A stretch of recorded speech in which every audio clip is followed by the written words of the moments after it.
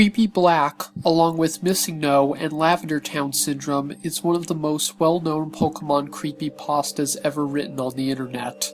The story starts with a person who calls himself a collector of bootleg copies of Pokemon games, stating that they are easy to find at flea markets and pawn shops. This individual speaks of one particular day when he found a black cartridge of a Pokemon game for the Nintendo Game Boy. The cartridge was unique in how it looked, because it had no words on the label aside from just Pokemon, and the text was absent of any color against a black background. When the player put the cartridge into the handheld console, the game appeared to be just a regular version of Pokemon Red, but then noticed that the start screen had been altered so that no Pokemon were cycling through. Also, he read that the title of the game was Pokemon Black Version. As the game started, Professor Oak gave his usual speech to the player before the option to pick a beginning Pokemon showed up, but the overall disturbing nature of this altered cartridge started when the player noticed that there was another Pokemon he could pick.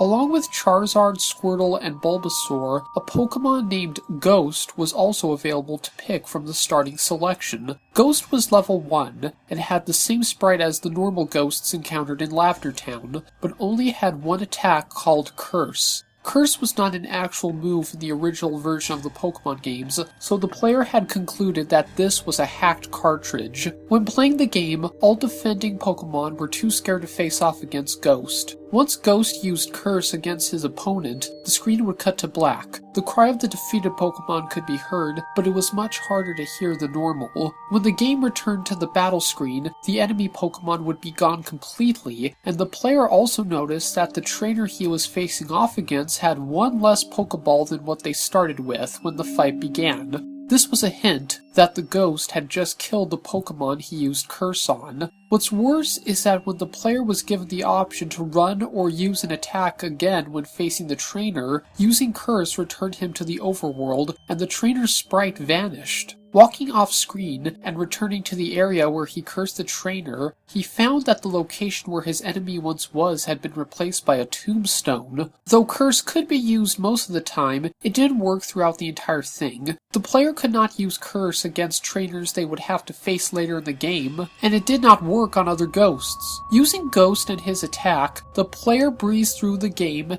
and after defeating the Elite Four, things started to get even weirder when he went into the Hall of Fame.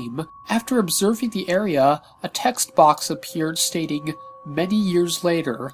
Cutting to Lavender Town, the player saw an old man looking over tombstones, and realized this was his character after many decades. The Lavender Town music started to play in an infinite loop, and no matter where he went, the music never changed. There were no more characters in the world, as the old man was completely alone with no Pokemon, not even Ghost, and was surrounded only by abandoned buildings and tombs where the trainers he faced once were. The player found himself unable to do anything and had no more goals until he got an idea. When he went into Diglett's cave, he found out that one of the cuttable bushes that normally blocks your way was no longer there, so he returned to Pallet Town, entered the player's house, and walked to the exact same tile where he started the game from the very beginning.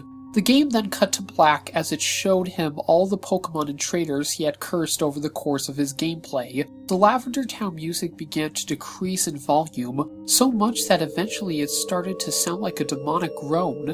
Afterwards, Ghost returned, and this time challenged the old man to a fight. With no items to use or any Pokemon to fight with, all the player could do was allow the old man to take a few turns with a useless fighting ability before Ghost weakened him and then cursed him, killing his own former master. After the battle, the screen would cut to black and presumably crash. Nothing would show up, and the only way the gamer could play the game again was to restart the Game Boy. The person ends his story telling his audience he had played the game multiple times, and always ended up with the same ending no matter what. He then asks himself what exactly Pokemon Black is trying to tell him.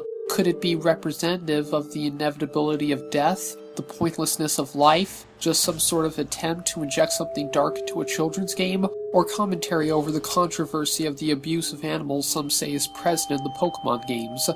In the final sentence of his story, he says that this hack has made him both think and cry.